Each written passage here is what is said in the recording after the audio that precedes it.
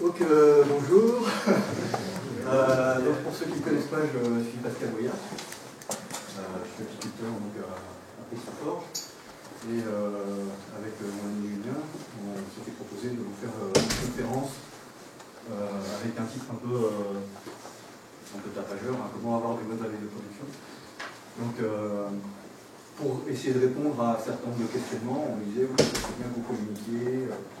Donc voilà la raison pour laquelle vous êtes réunis aujourd'hui. Et je vous remercie d'être venus. Donc tout d'abord, je voulais vous expliquer en fait qu'est-ce qu'est Mellifera, puisque c'est ce que représente ce petit logo-là. Donc Mellifera, c'est l'abeille rockoise. Donc ça, c'est l'abeille rockoise, c'est l'entreprise, c'est ma marque commerciale, c'est l'entreprise que j'ai créée. Et donc lorsque j'ai rencontré Julien,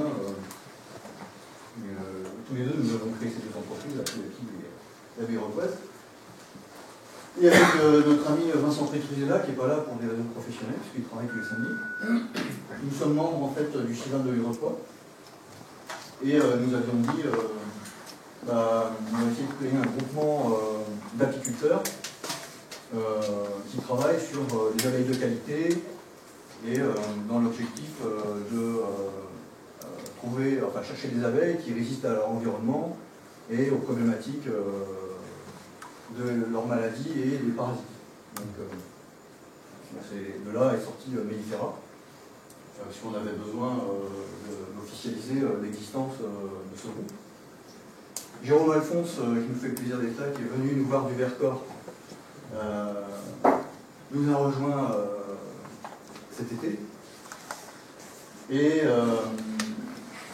donc nous travaillons depuis déjà plusieurs années avec le groupe Les Goulettes, qui est un groupement d'apiculteurs belges qui poursuit les mêmes objectifs que nous. Donc de sélectionner des abeilles pour lesquelles l'intervention humaine serait vraiment très restreinte et qui soient résistantes aux varroa, donc pour lesquelles on n'aurait plus besoin d'intervenir pour ça, donc par rapport à la réduction de l'usage des pesticides déjà, même si aujourd'hui on a des alternatives bio. Lorsqu'on a commencé à travailler là-dessus, il n'y avait pas vraiment d'alternative bio. Donc tous ont fait partie de la communauté des apiculteurs de Buckfast. Bon, Buckfast, c'est un grand mot, hein, c'est une abeille qui avait créé le frère Adam. En fait, plus qu'une abeille, c'est un concept en fait, de sélection, d'agglomération en fait, de caractéristiques d'abeilles, de manière à ce qu'elles soient la plus adaptée possible à un environnement donné. Donc selon l'endroit dans lequel vous allez vous trouver, vous aurez une abeille qui va être plus ou moins adaptée. Et alors l'abeille qui est adaptée à un endroit ne sera pas nécessairement adaptée à notre région. Donc pour ça, nous fonctionnons des abeilles locales hein, avec des souches qui sont adaptées à vraiment à l'île de France. Hein. On est lié avec la fondation Aristabi Research, qui est une fondation pour l'élevage d'abeilles résistantes aux varroa. Donc c'est un projet hollandais qui est en train de se construire. Donc,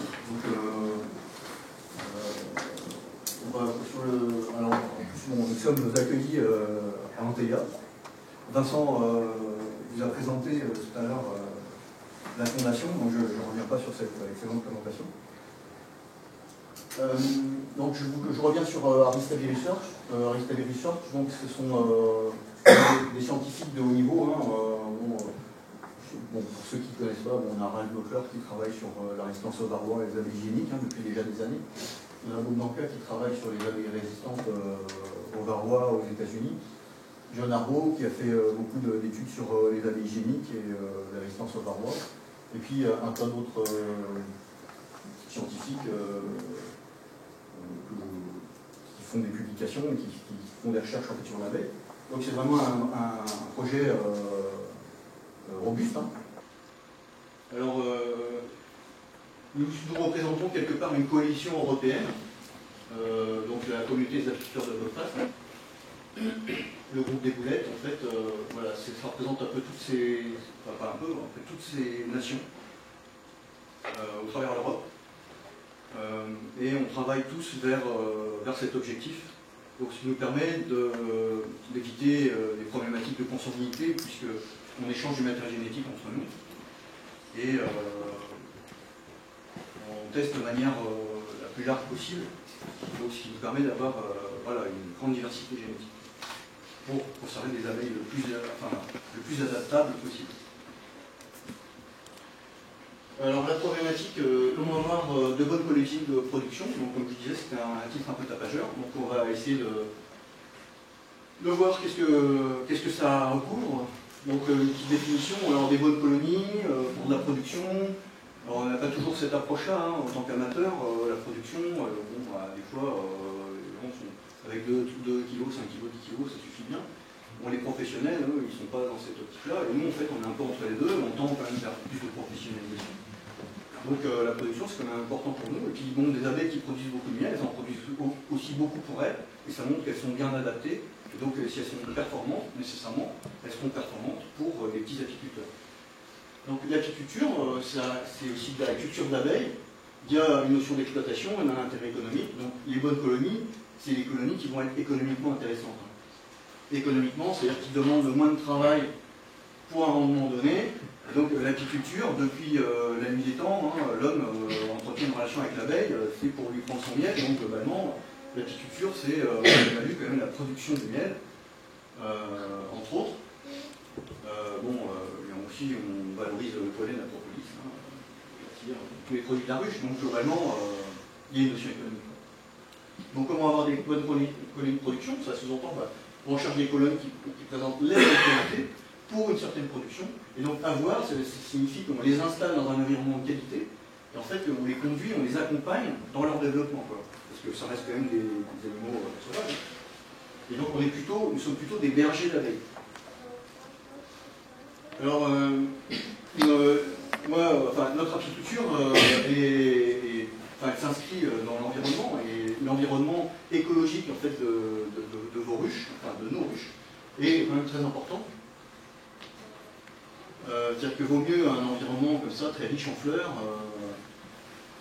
et économiquement donc riche, c'est-à-dire en qualité, il leur faut de l'eau, du pollen, du nectar et possibilité de faire de la propolis. Hein. Donc l'eau, si vous avez des champs avec des flaques d'eau dans lesquelles il y a des pesticides, vous avez, ils vont y boire, ça ne va pas être très bien pour elles.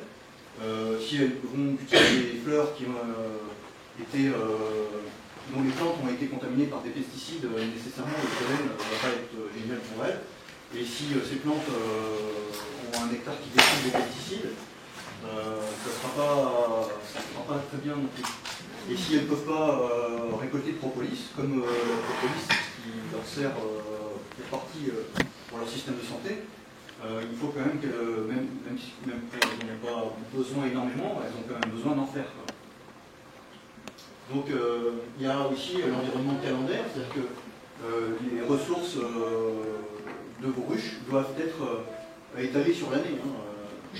C'est-à-dire que si vous avez un environnement comme celui-ci, clairement, elles vont avoir à manger au printemps, sur les colzas, et encore, vu les problématiques de pesticides que vous avez sur les colzas, ça va être quand même limité, mais après, si vous n'avez plus que ça, clairement, vos abeilles ne sont pas capables de vous maintenir. Elles n'ont pas suffisamment de diversité alimentaire, en diversité et sur toute l'année.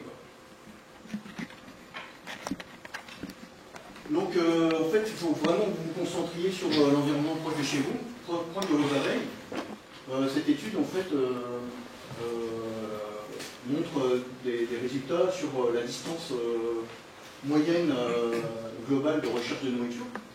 Et en fait, on s'est aperçu que voilà, elles vont à 1,5 km à peu près. Bon, alors après, c'est vrai qu'elles vont de 62 mètres à 10 mm, selon la saison et les ressources, quoi, mais bon, ce sont les deux écarts qui ont été mesurés.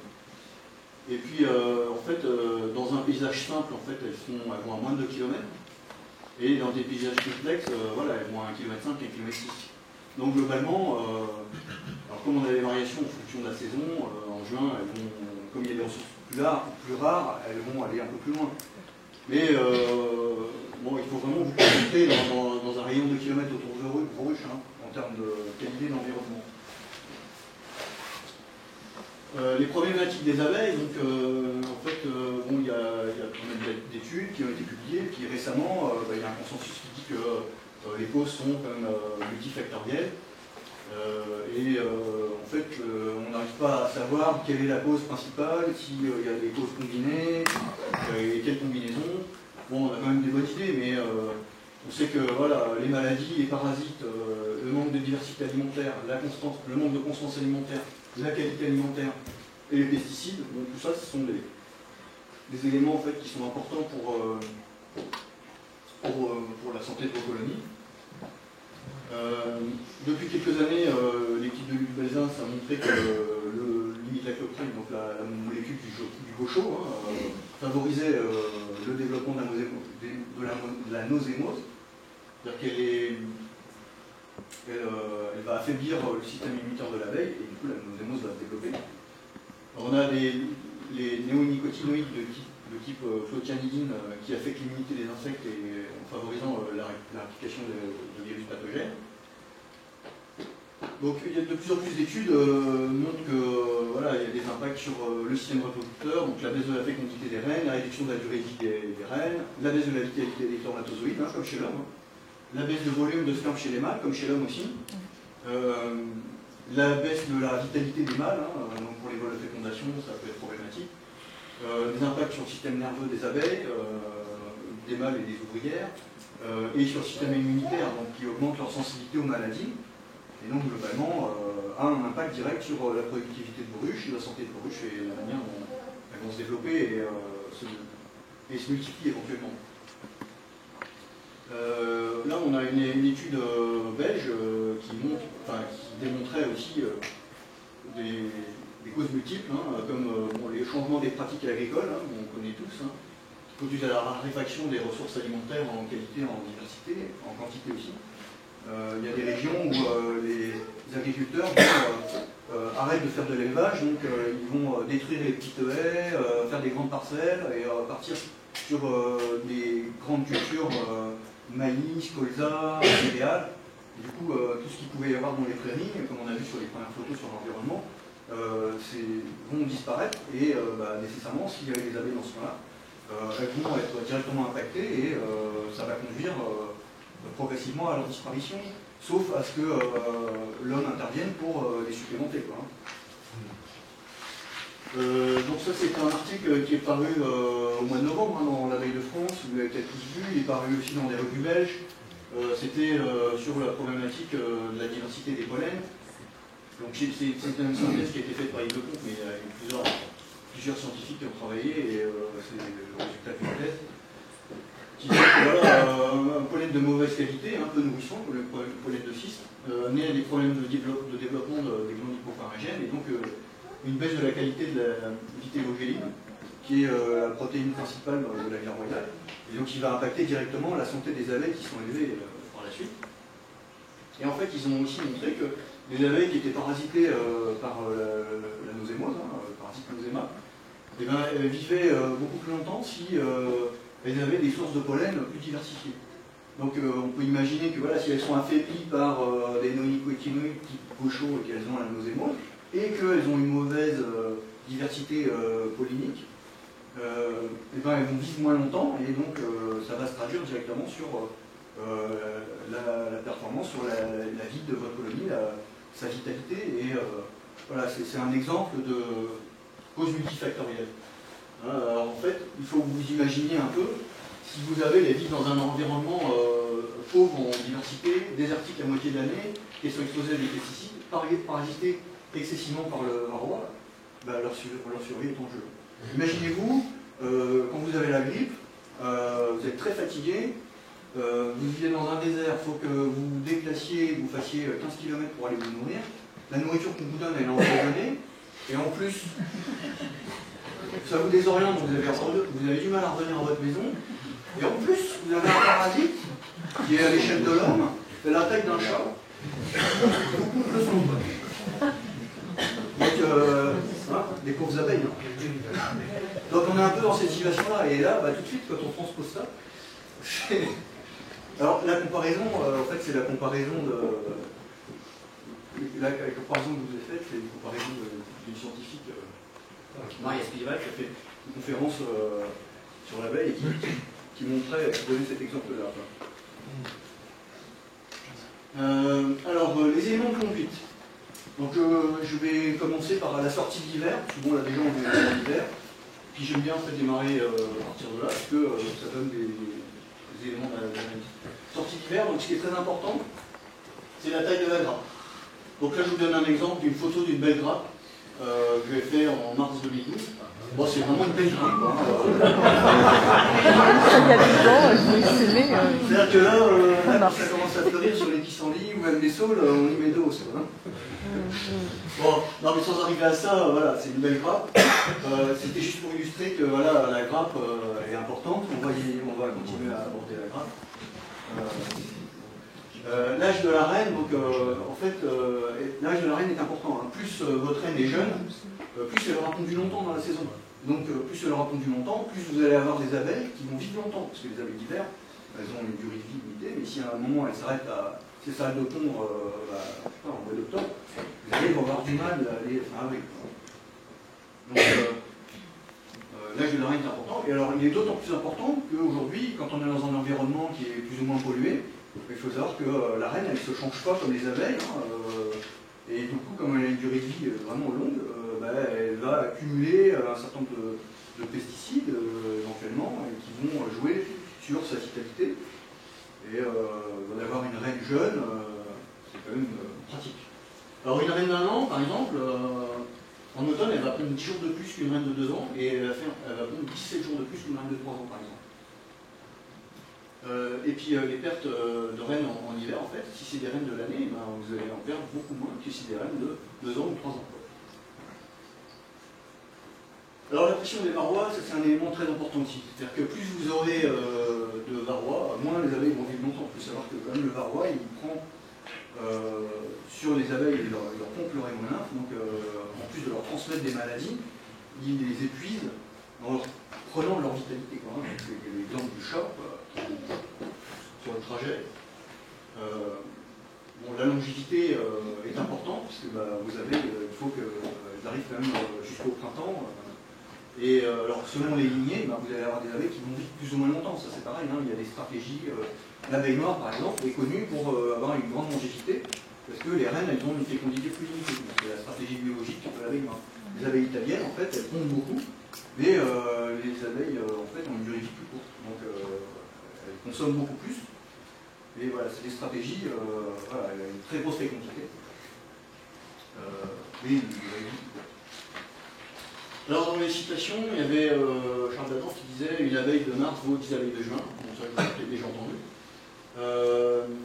Taranov disait « Le nombre de larves élevées au premier printemps est en corrélation positive avec le nombre d'abeilles hivernales à l'automne précédent ». Rémi Chauvin, il disait « Suite à des expériences faites en Angleterre, sur 262 ruches, le nourrissement de printemps est d'autant plus favorable que la colonie est faible. Pour l'économie forte, bon, on les voit les nouvelles, sinon elles essaient, ou alors à moins produisez des dessins, quoi. Ce qui peut être aussi un objectif. Alors, d'après Ceresia, voilà, le 15 avril, il reste 90% des abeilles d'hiver. Le 25, il en reste 75%. Le 5 mai, enfin donc début mai, il reste 50% des abeilles d'hiver. Et le 20 mai, bon, il reste 2% des abeilles d'hiver. Bon, après, les dates, c'est juste pour illustrer que vraiment au printemps, il reste beaucoup plus d'abeilles d'hiver que ce qu'on parfois on peut penser, quoi. D'où l'importance des abeilles d'hiver. Il faut savoir que voilà, une poule n'est capable de pondre que ce qu'elle pond, que ce qu'elle pond. Donc en fait, si vous voulez, la poule c'est la grappe, hein, et si vous avez une toute petite grappe, votre reine elle va avoir toute la fécondité que vous voulez, génétiquement, elle voudra pondre, mais si elle n'a pas de place, parce que les abeilles, pour pondre, parce que les abeilles ne sont pas capables de couvrir le couvain, globalement, la colonie ne va pas se développer. D'où la nécessité d'avoir une grosse grappe. Donc voilà, quelles que soient ses qualités, la reine ne pond que ce que la colonie est capable de couvrir en fait. Donc Farrar et Chama, en 50, ont trouvé que les colonies de 18 000 abeilles arrivaient juste à vivre, alors que celles de 20 000 arrivaient à donner une récolte. Donc, vous voyez, ça joue des fois à 2 000 abeilles. Si vous avez une colonie avec 20 000 butineuses qui rapporte en tout 100 kg de nectar et emploie 80 kg pour l'entretien du couvain, il y a un excédent de 20 kg. Il y a une colonie B qui a 10 000 butineuses de plus, hein, dans les conditions identiques. En fait, elle va vous donner un excédent de 70 kg, ce qui est 350% de plus. Et ça se joue à 10 000 abeilles, c'est rien de plus avec. La visite au printemps maintenant. Alors la visite au printemps, c'est l'occasion d'évaluer le potentiel de votre colonie. Ça m'appelle un peu là.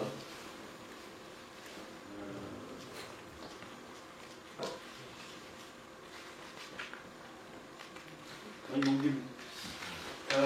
Alors bon, la visite au printemps, en fait, c'est pas écrit, parce que bon, voilà, c'est l'occasion en fait de faire de l'égalisation des colonies. Donc l'égalisation des colonies, c'est vrai que ça peut un peu équivoquer.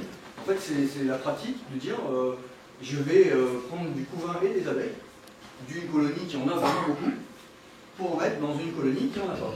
Ou qui en a pas beaucoup, par exemple une colonie qui est hivernée dans une Ochatica et qu'on peut mettre dans une banane, puis à côté vous en avez une autre qui est sur 8 cases de couvain. En fait, on va prendre des cannes de couvain et d'abeilles qu'on va mettre dans qu'on va regrouper en fait avec la colonie qui était sur 6 cases. Et en fait, on va égaliser les colonies, donc en pollen, en miel, en abeilles et en couvain, qui déjà va vous permettre de valoriser le contingent d'abeilles au travers de votre rucher, et va rationaliser votre activité, c'est-à-dire que quand vous allez revenir sur ce rucher-là, si les abeilles, à un moment, elles doivent essaimer, elles vont essaimer quasiment tout en même temps, parce qu'elles auront le même développement au cours de l'année. Ensuite, quand vous allez observer vos colonies, les évaluer au cours de l'année, comme elles auront été égalisées, globalement, elles deviendront comparables. Lorsque vous évaluez le potentiel de vos colonies, rappelez-vous le cycle du couple, où en fait, ça c'est la période d'operculation. Et un cadre comme ça operculé, ça vous fait 3 cadres d'abeilles après quand c'est né. C'est-à-dire que pour une surface donnée, de couvain operculé, 12 jours après, maximum, c'est la durée d'operculation, c'est 12 jours, maximum 12 jours après, vous allez avoir 3 fois cette surface. Donc du coup, ça vous donne une idée de comment va être votre colonie. Là, je vous donne un petit exemple de modélisation pour que vous compreniez justement comment se propulser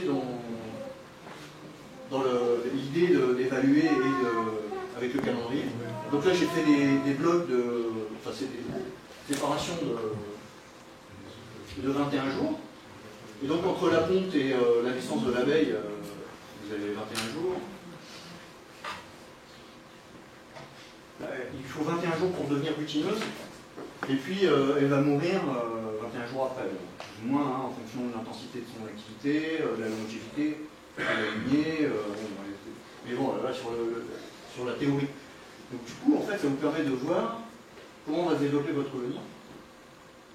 Et puis en fonction des miellets, vous allez pouvoir voir que là, des abeilles qui deviennent butineuses le 3 août, alors qu'il n'y a plus rien à butiner potentiellement. Enfin, nous, chez nous, le 3 août, il n'y a plus rien à butiner. Donc l'abeille qui devient butineuse là, globalement, ça ne sert à rien qu'elle ponde là, et ça ne sert à rien que la colonie élève. Surtout massivement, quoi. Sauf quand il fait de l'essaim, mais pour faire du miel, en fait, on n'a pas besoin. Hein. Donc c'est des abeilles qui sont inutiles pour la récolte. Et l'histoire de planifier comme ça, et de modéliser une planification, ça vous permet de vous dire, tiens, là potentiellement, ma colonie, elle va arriver, elle va vraiment croître, je vais avoir vraiment beaucoup d'abeilles, potentiellement je peux avoir de l'essaimage à telle date, par rapport aux floraisons, etc. Ou si vous regroupez vos colonies avec tant de cadres de couvain, vous savez que 2 jours après, ils vont faire 3 fois plus en volume, et que potentiellement vous devrez revenir pour mettre des hausses ou pas. Voilà. Donc ça c'est le diagramme de Nolan que j'ai mis, hein, qui vous montre que, effectivement, comme on a vu sur le diagramme d'avant, la ponte de la reine, elle baisse à cette période-là, parce que, après ça peut bouger selon les années, sur ce mais bon, la courbe, elle a globalement cette forme-là. Et la ponte de la reine, voilà, régresse à un moment, et c'est ça qui est intéressant, parce qu'en fait, c'est des abeilles dont on n'a pas besoin, en fait, comme butineuse, quoi. Donc des fois la nature est bien faite. Alors fin juillet, moi je fais ma récolte, parce que là en fait il n'y a plus rien à butiner. Mi-août, je démarre les testages hygiéniques et les testages de varroa. Alors ça sera la partie de la présentation de Julien tout à l'heure, donc je ne vais pas trop rentrer dans les détails. C'est la période aussi à laquelle on peut faire les derniers dessins. En fait, si vous avez encore des ruches fortes, avec 3 ruches, en fait, on peut faire une ruchette cicale. C'est-à-dire qu'on va prendre un cadre de couvain, un cadre de miel, et donc en fait, on aura sur 3 ruches, on aura pris 2 cadres en fait, sur ces 3 ruches pour faire 6 cadres. Et en fait, on va partitionner les colonies sur 8 cadres. Il faut savoir que les essaims, naturellement, ils bâtissent sur 8 cadres. Donc, resserrer la colonie sur 8 cadres pour un hivernage, c'est pas mal. C'est d'autant plus intéressant économiquement, c'est qu'au printemps, quand vous arrivez dans vos ruches et qu'il faut changer de cire, et que vous êtes là devant, quelle cire je vais mettre? Qu'est-ce que je fais du cadre? Bon, là, les 2 cadres que vous allez retirer, vous les aurez valorisés dans les derniers dessins, éventuellement. Vous aurez resserré votre colonie sur 8 cadres, donc au printemps, vous ne posez pas la question de ce que vous allez faire. Vous retirez votre partition et vous avez 2 emplacements pour mettre vos 2 cires neuves. Et puis, c'est la préparation et l'agroupement. Alors, quand je disais les derniers essaims, nous qui pratiquons l'insémination instrumentale, on a des jeunes reines inséminées qui attendent dans des ruchettes. Et du coup, dans les ruchettes cicates, ça nous permet de les introduire pour qu'il n'y ait pas de verre. Du coup, on fait ces derniers essaims-là, et on a des reines qui sont fécondes, et qui démarrent, et qui font des colonies de production pour l'année d'après. Donc c'est vraiment... c'est la dernière limite, vraiment, pour faire les essaims. On prépare les regroupements et on fait les traitements varroa. Donc là, je ne rentre pas dans les détails. Pesticides, pas pesticides, bio. Il y a plein... Ce qui est important, c'est d'alterner en fait, les molécules. Et puis de doubler, c'est-à-dire que je fais ces traitements-là, mais j'en refais d'autres à Noël, à l'acide oxalique. Donc si j'ai des résistances à une molécule, si j'ai des varroa résistants à une molécule, ils vont être dégagés à Noël. Donc le fait de doubler la molécule va quand même limiter les résistances. Fin août, des stimulations. Pour, par exemple, cette année, là, si on ne stimulait pas, on avait quand même une sécheresse. Au mois de septembre, il y avait beaucoup de raies qui ne pondaient pas. Alors qu'en général, mi-septembre, fin septembre, 80-90% des abeilles d'hiver sont pondues. Quoi. Et là, cette année, c'était vraiment pas le cas. Donc, des stimulations pour relancer la ponte de la reine. Des nourrissements éventuels, parce que quand on est dans des zones où il n'y a rien à butiner, ou quand on a des éléments climatiques type sécheresse, ça n'a rien de dire, ouais, les abeilles doivent se démerder, vont survivre. Bon, il y a un dérèglement climatique, il y a un dérèglement climatique. Il faut quand même accompagner les abeilles. Bon, si on ne les nourrit pas et qu'elles meurent, elles ne nous rapporteront rien, et donc tout le travail qu'on a fait dans l'année et avant, sera perdu. Donc quelque part, vaut mieux nourrir que laisser mourir sa colonie. Alors les nourrissements nous on pratique beaucoup les nourrissements en 5-3 parce qu'en fait on dilue bien le sucre. Donc c'est 5 kg de sucre, 3 litres d'eau. C'est à 60%, ça stimule et ça stocke quand même. Je vous ai mis un petit tableau là qui indique les pertes selon les taux de dilution du sucre. Bon, à 60%, nous on n'y passe pas trop de temps et on n'a pas trop de pertes.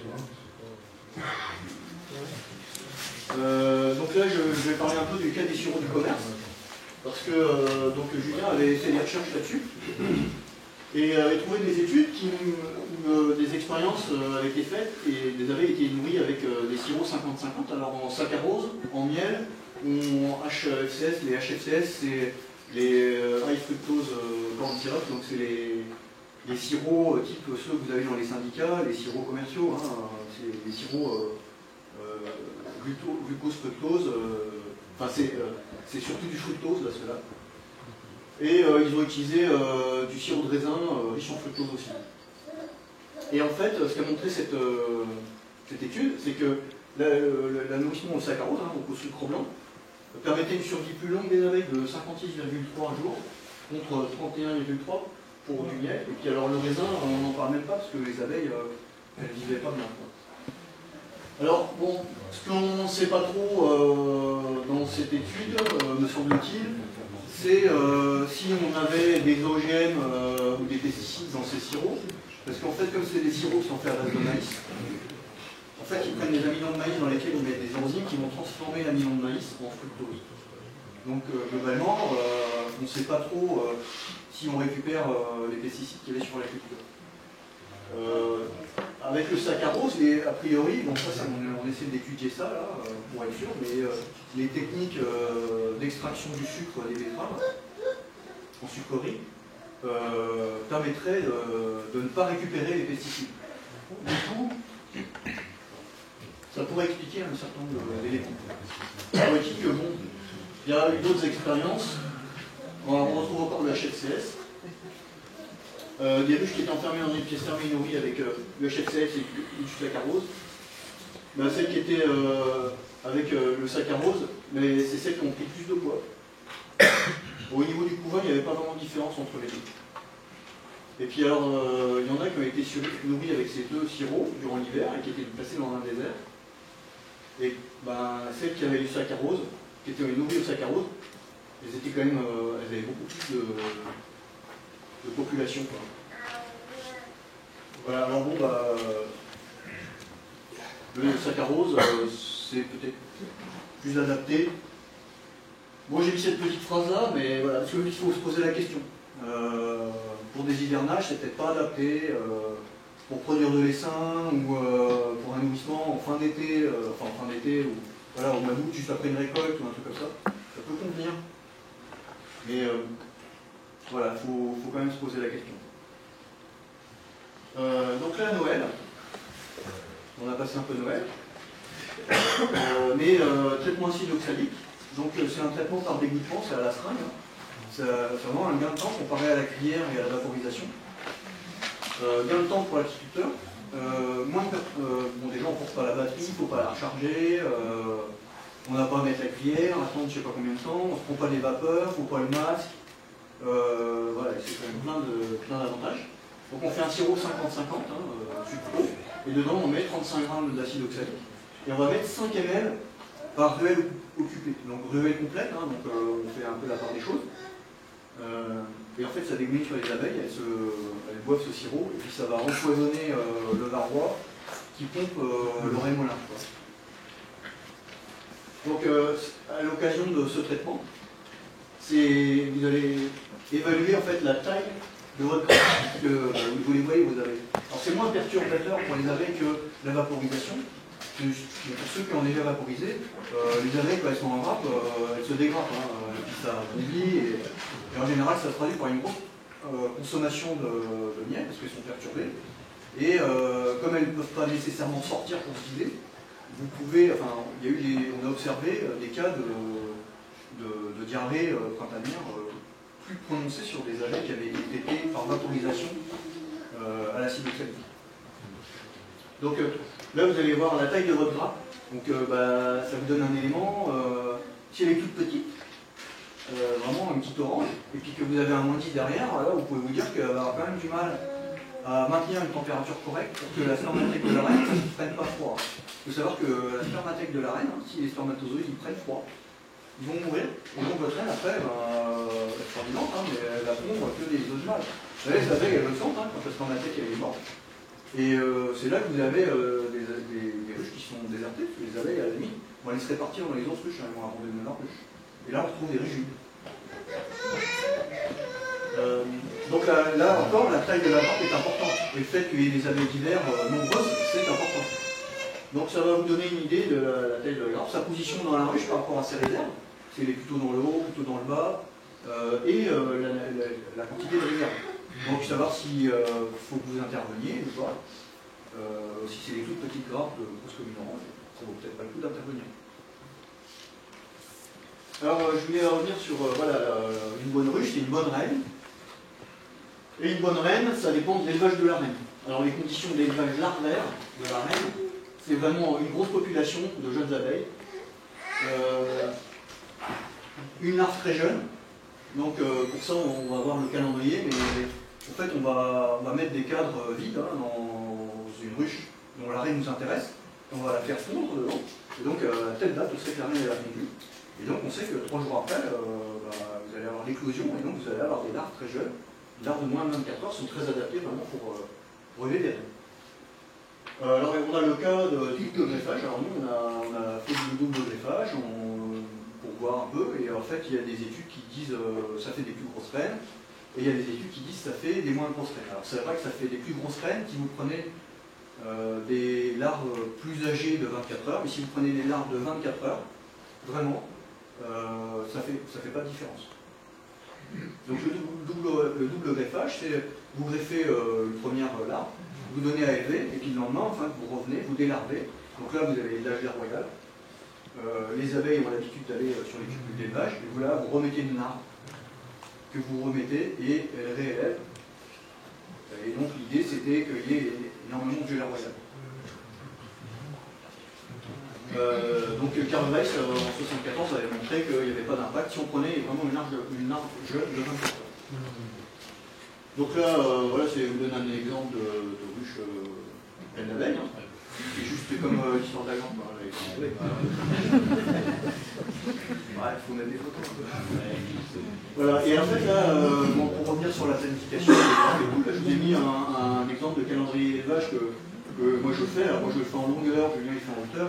Bon, c'est chacun sa chapelle. Hein, mais c'est juste pour vous donner une idée, voilà, vous mettez les dates, vous mettez les jours, ça vous donne les week-ends, s'il y a la fête de famille le vendredi ou pas, ou le samedi, et que vous ne pouvez pas être là, donc vous planifiez votre saison, et puis après vous dites, bah voilà, bon, par exemple là, hop, on fait une insémination à cette date-là, donc on veut avoir nos reines mûres à cette date-là, donc à quel âge il faut qu'on les greffe, il faut qu'on les greffe là, le 18 mai, donc là de cette année.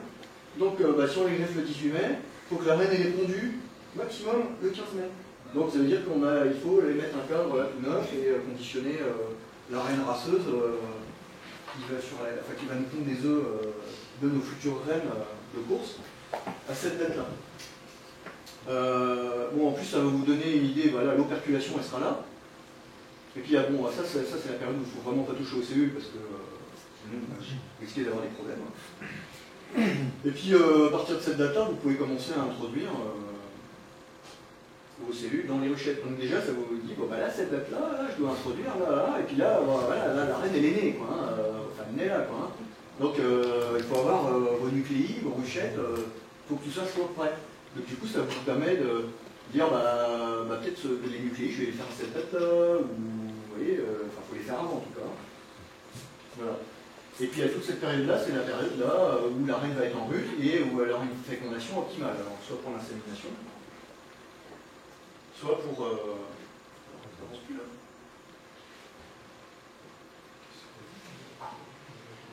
Donc la pompe, le greffage, l'operculation, l'introduction, la naissance, la maturité sexuelle.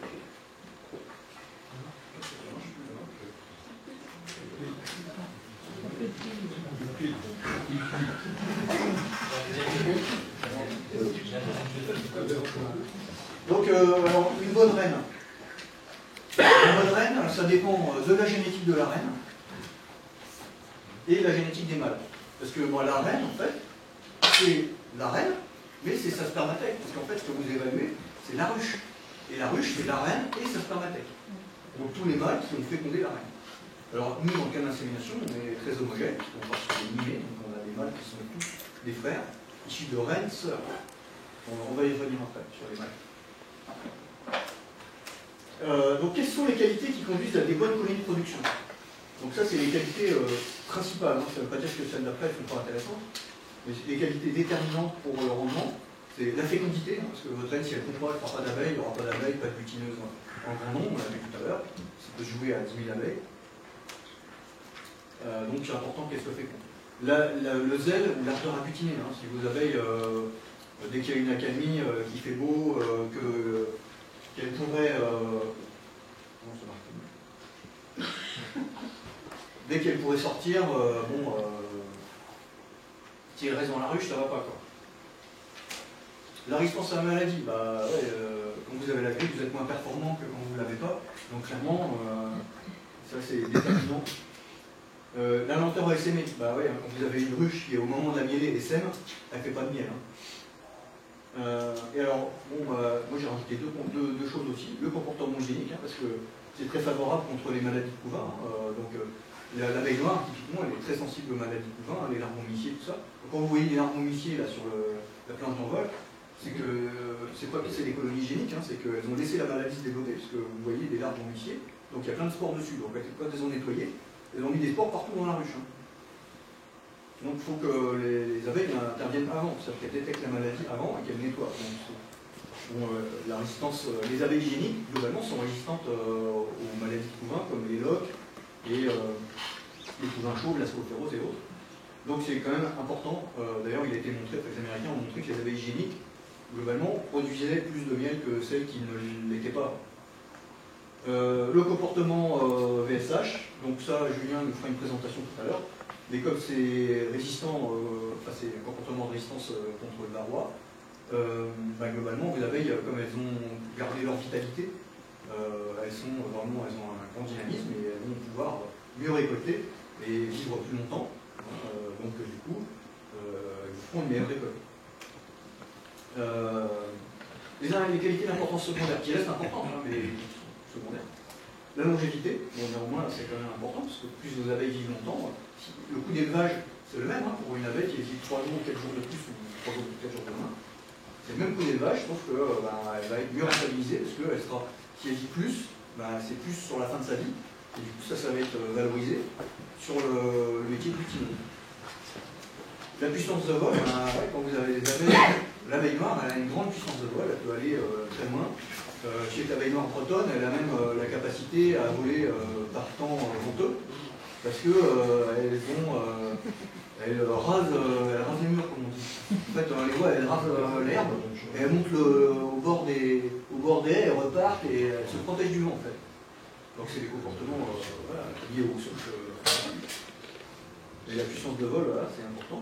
Le sens de l'odorat développé, donc si elles ne sont pas le nectar, elle ne va pas les récolter. Donc du coup, le frère Adam disait les premiers remplillages sont les meilleurs butineuses. Voilà. Le sens de la défense, parce que ça reste quand même un insecte. Hein. Alors après, avoir une abeille qui ne se défend pas par rapport à ses prédateurs, autre que l'homme, hein, parce que bon, là vous venez vous avec la fumée, c'est le mot de passe. Bon, mais dès que vous avez mis le mot de passe, il faut qu'elle soit douce. Mais avant ça, c'est bien quand même qu'elle puisse tendre quand il y a des souris, des bestioles qui viennent, genre même des frelons à la limite. Julien vous présentera ça aussi. La résistance aux intempéries à l'hiver, l'hivernage c'est carrément crucial, hein, on l'a vu, il faut que les abeilles tiennent bien l'hiver. Et globalement, là, avec les temps qu'on a, quand on a des colonies qui sont dégrappées, qui rentrent énormément de pollen, qui vont démarrer une ponte très tôt, parce que les conditions sont tellement douces que se dit c'est bon, c'est le printemps, on y va. Bon, là, si on tape des -20, ça va leur coûter cher en chauffage, et potentiellement, c'est peut-être pas une super adaptation. Il vaut mieux avoir à cette période-là des colonies qui restent bien grappées, qui ne bougent pas. Le développement printanier, pour le moment, il faut qu'elles y aillent. Hein. Donc, fin janvier, début février, il faut vraiment que votre reine elle se mette à pondre, que la grappe soit grosse, qu'elle se mette à pondre et qu'elle ait suffisamment de qu'elle n'ait rien mangé en fait avant, tout au long de l'hiver, en n'ayant pas bougé. Et donc qu'elle se mette à pondre vraiment pour que ça se développe et qu'au premier mielé, sortie des saules, elle fasse même une mielé de saule. Hein. C'est-à-dire qu'on dit oui, le saule, ça rend du pollen, mais non, mais il y a du miel de saule. Julien, il a fait du miel de saule cette année. Le sens de l'épargne, une colonie qui épargne du miel, qui n'en consomme pas trop, qui dit vraiment je me restreins, qui n'est pas trop dépensière, c'est quand même économiquement intéressant, on pourrait. Donc pour l'auto-approvisionnement. Le mode de stockage du miel, donc quand vous avez des colonies qui mettent tout en haut, sélectionner des abeilles comme ça, c'est vrai pour les pros, c'est un peu intéressant, elles mettent tout en haut, on récolte tout, et après on va nourrir avec un sirop qui coûte pas cher, je ne pense pas que ce soit vraiment rendre service à l'abeille, de sélectionner une abeille qui fasse tout ça. Nous on est plutôt sur un mode où quand c'est la fin de la mielée, ou qu'il n'y a plus de grosses mielées, que les abeilles elles mettent plutôt du miel en bas et qu'elles arrêtent d'en mettre dans la hausse si elles ont toujours une hausse. L'ardeur à construire, oui, c'est l'ardeur à construire, vous mettez une hausse à bâtir, c'est quand même plus intéressant que d'avoir une abeille qui est poussive et qui va pas vouloir bâtir sa hausse, qui va mettre tout le miel en bas et puis qui va bloquer la pompe de la reine et qui va conduire à l'essaimage. la tendance à stocker du pollen. On a vu la diversité des pollens, c'est très important, et une diversité, ça va être aussi un stockage tout au long de l'année dans les caves de pollen. Et des colonies qui vont beaucoup au pollen, c'est quelque part, c'est l'apport en protéines, en matière grasse des abeilles, donc du coup c'est pas que du miel, et beaucoup au pollen, beaucoup de stocks de pollen.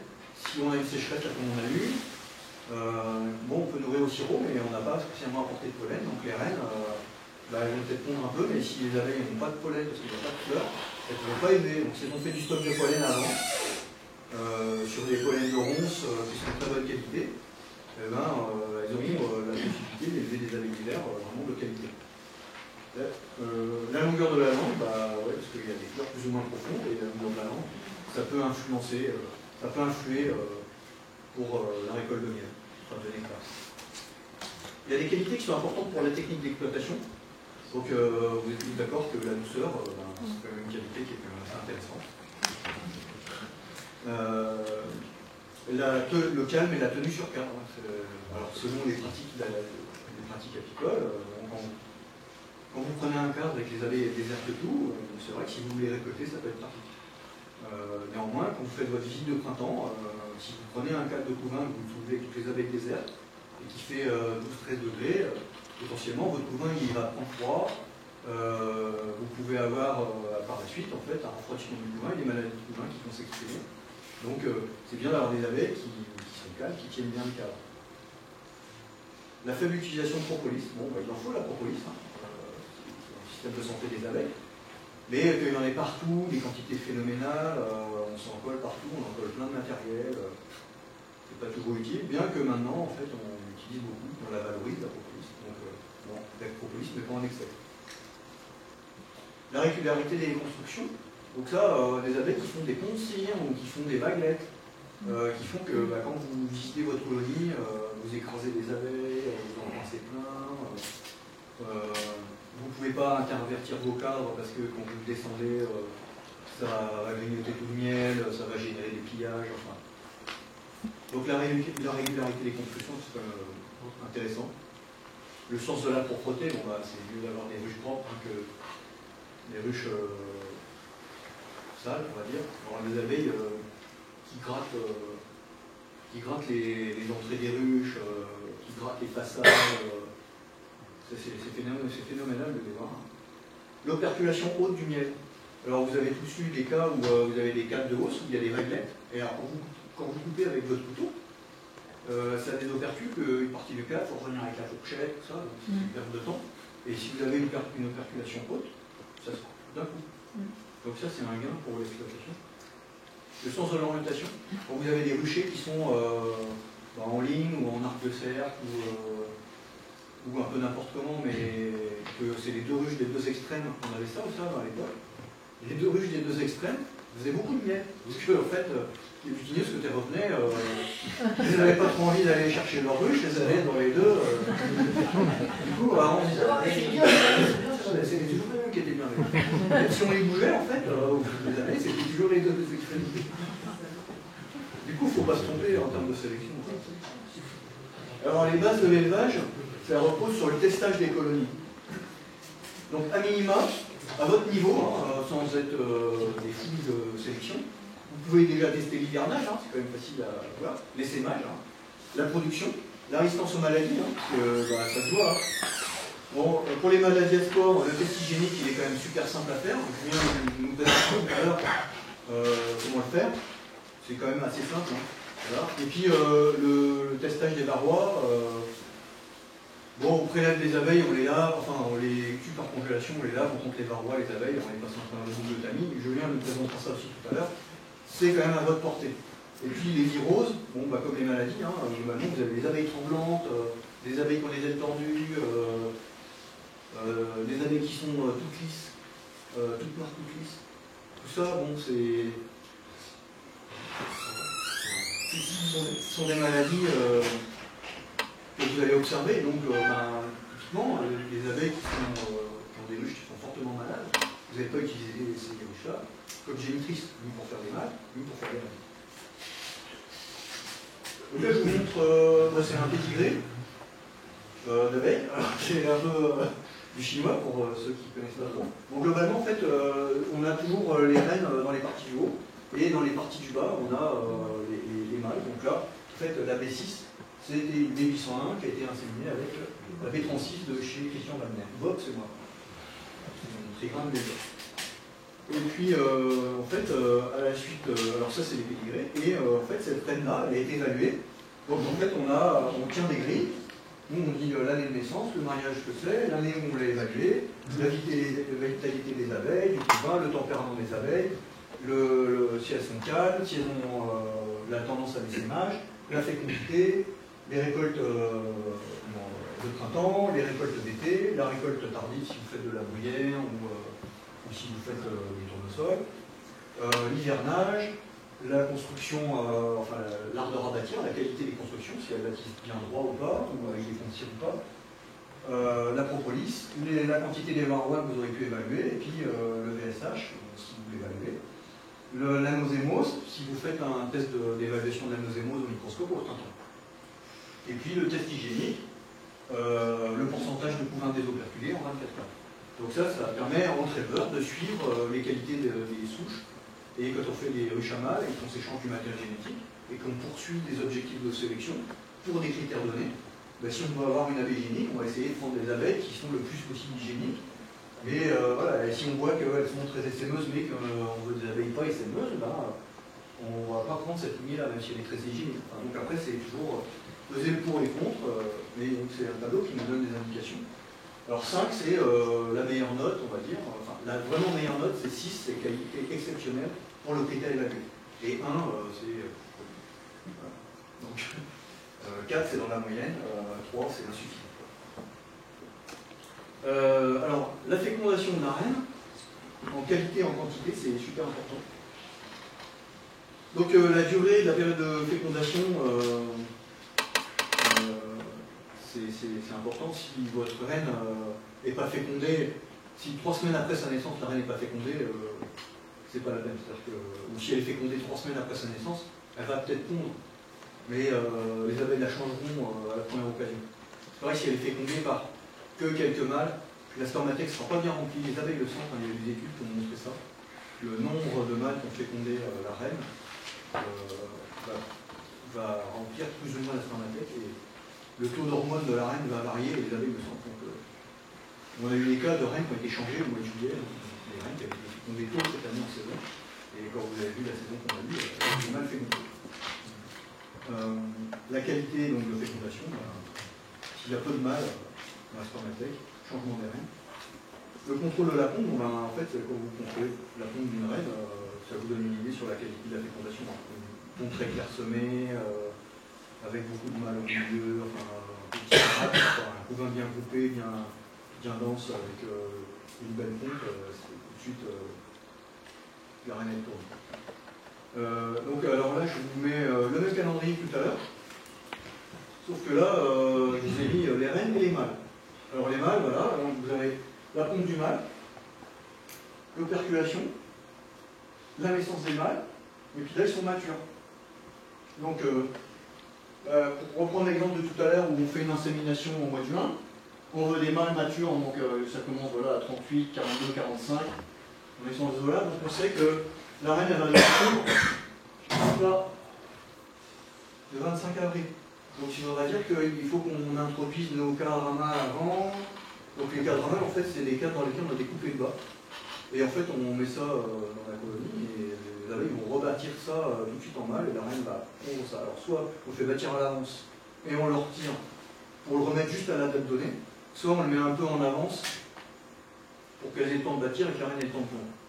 Et ce qui est surtout important, c'est de le voir au moment où ils seront operculés. C'est-à-dire qu'à la date où les mâles devraient être operculés, on va voir que les cadres qu'on a mis à pondre pour avoir des mâles à cette date ont bien été operculés. Parce que s'ils sont operculés après, on devra se décaler d'autant. Alors, il vaut mieux avoir des mâles un petit peu plus vieux que des mâles trop jeunes, parce que trop jeunes, vraiment, ils ne seront pas mieux.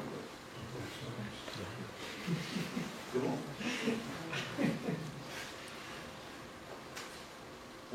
Voilà, et puis alors ça c'est la rame, donc c'est la ruche à mâle, c'est la période où on va pouvoir, dès que c'est operculé en fait, et puis jusqu'aux naissances, sur toute cette période-là, on va faire la ruche à mâle.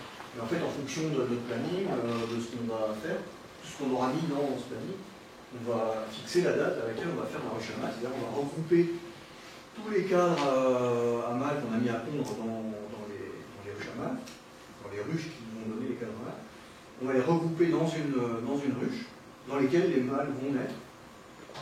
Donc on va cloîtrer en fait ces mâles. Alors la ruche à mât, donc c'est, pour rappel, les mâles sont issus d'un œuf non fécondé.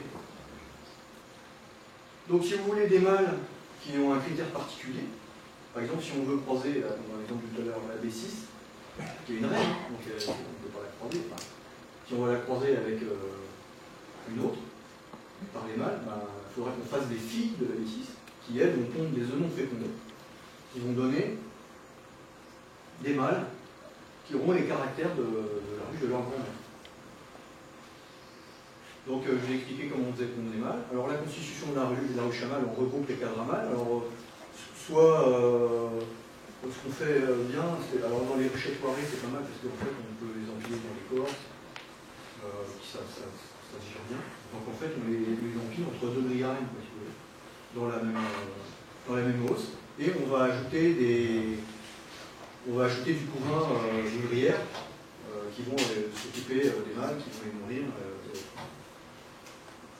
Donc la gestion de la rame, lorsqu'on va faire l'insémination, globalement une semaine avant, on va séparer les deux éléments, et puis on va avoir une ruchette orpheline.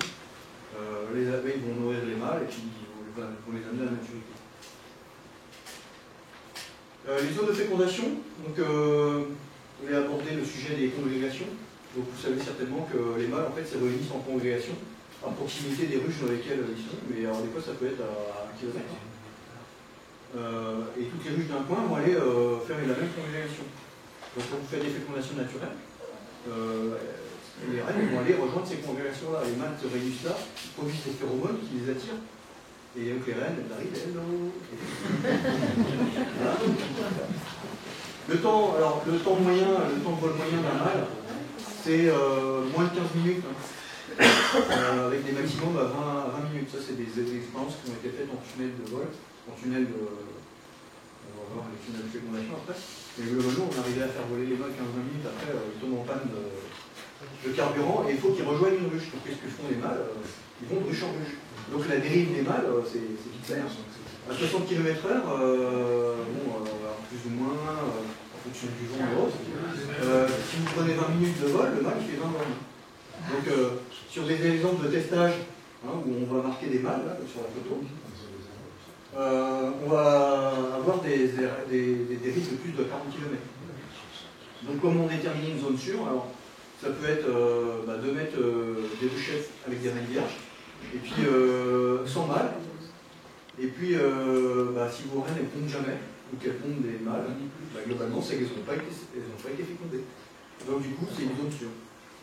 Alors vous pouvez aussi améliorer la sûreté d'une zone en mettant une trentaine de ruches à mâles, en saturant vraiment le milieu dans la zone dans laquelle vous voulez faire féconder vos ruches. Donc ça peut être bien de le faire dans une zone où il n'y a pas trop de ruches de vos voisins, ou alors carrément d'aller voir vos voisins, leur dire voilà, nous on veut faire de la sélection, on a des abeilles qui sont petits comme ça, vous filez des reines, vous les mettez dans vos ruches, et du coup ils vont faire les mâles qui vont bien. Et puis à la limite, vous pouvez travailler avec eux, donc c'est intéressant. Et puis sinon, il y a la technique des zones de fécondation éphémère, où là, vous allez aller dans des déserts apicoles, genre en Beauce, sur les images où on a vu tout à l'heure, en plein milieu des champs de blé. Donc là, les champs de blé, ils sont plus traités, ils sont en train de maturer, donc il y a déjà moins de risque de pesticides. Et vous amenez tout le monde, comme selon le calendrier, la ruche à mâles avec les mâles tout près, les reines dans leur colonie, et puis vous ouvrez tout ça, et vous les laissez une semaine après, vous revenez et vous reprenez tout le monde. Donc c'est du travail, c'est du transport, mais quelque part, si on ne fait pas d'insémination, voilà.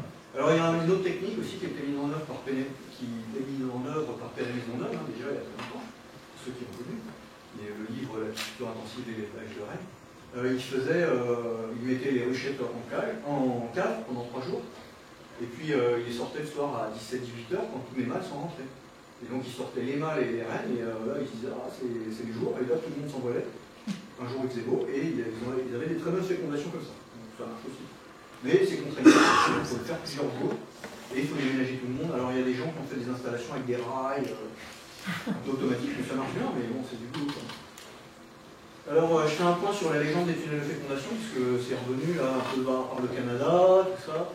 C'était un Argentin qui avait fait ce schéma-là, et qui nous avait envoyé ça en disant ouais, je féconde des reines, alors là les mâles ils rentraient par là, on a un ventilateur, la reine elle était accrochée à ça, et à côté il y avait une cage à reine, pour exciter aussi des reines mûres, qui augmentaient le taux de phéromones, donc pour attirer les mâles.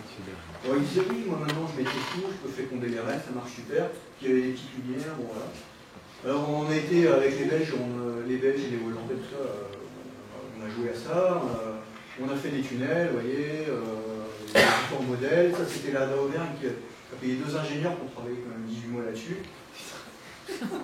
Bon c'est mort, vous voyez ça c'était une technique d'attache des rennes avec un stylo et un élastique, ça marchait, hein, mais elle volait pas bien là.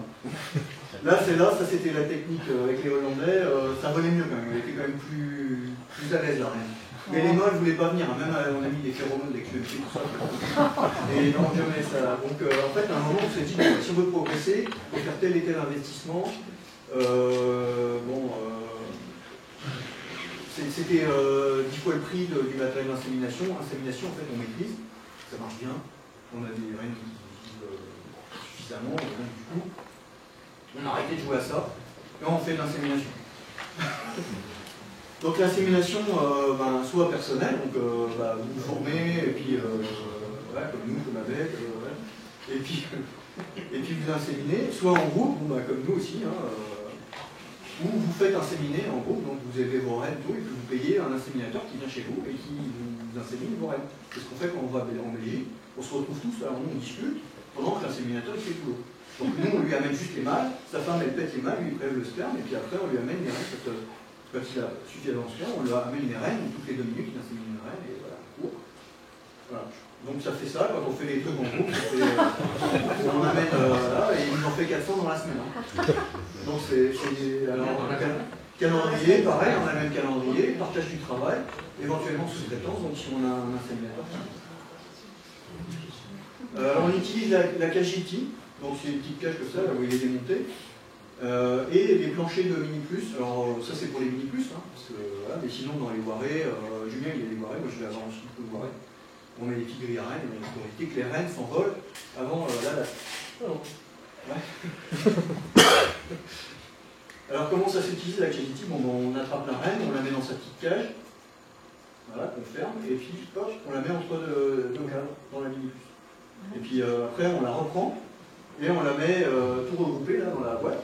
Et on envoie du CO2 pour les narcoser. Donc elles sont 2 narcoses, les reines inséminées. Une première narcose, là, et puis après on remet ça dans la mini-puce. Et après, quand l'inséminateur est prêt, il nous dit c'est bon, emmenez-nous les reines. On lui amène ces petites cages-là, sur lesquelles il y a écrit le nom de la ruchette, pour que quand on la ramène dans sa ruchette avec ses abeilles qui la reconnaissent. Donc, la capture des mâles, voilà, les mâles ils sont cloîtrés dedans, donc on leur met la partie noire là du bas, c'est une réhausse pour le transport, et là il y a une grille à reine. Et pourquoi qu'ils voient trop la lumière? Et puis en haut, voilà, les mâles ils veulent sortir, voilà la lumière, ils volent. En haut vous avez une grille à reine, en côté c'est des grillages. Donc ils volent tous là-dedans comme des fous. Les abeilles passent à travers la grille à reine, elles sortent. Et là on se met à l'ombre, et donc les mâles vont tous vers la lumière, on capture les mâles, on les met dans les petites boîtes, et puis quand ils ne veulent pas voler, on les attrape direct sur les cadres. Voilà, et le fait d'avoir des abeilles douces, c'est carrément déterminant. Le prélèvement de sperme, donc les mâles, après on les fait voler dans une petite cage comme ça. Du coup, ils peuvent déféquer et quand on les prélève, on n'a pas de contamination.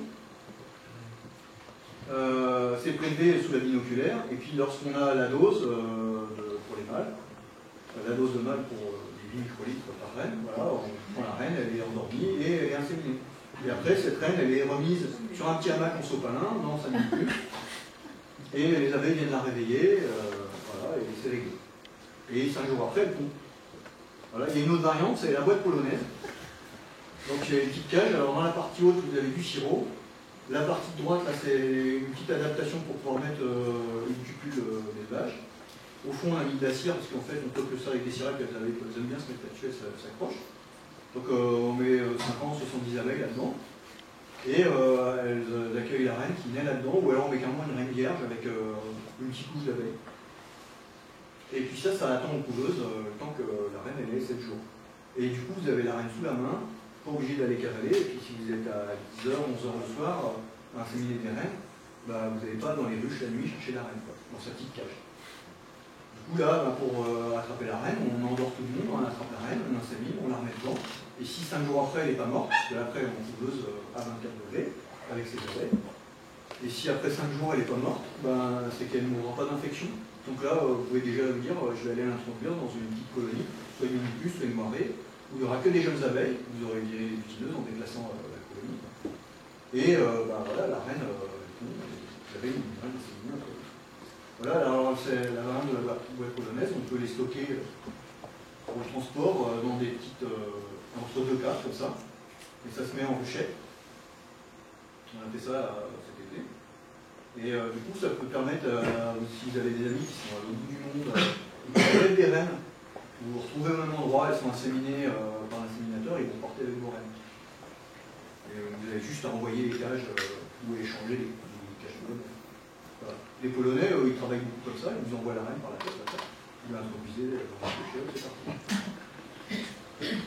Voilà, je vous remercie pour votre attention, j'espère que ce ne sera pas été trop technique.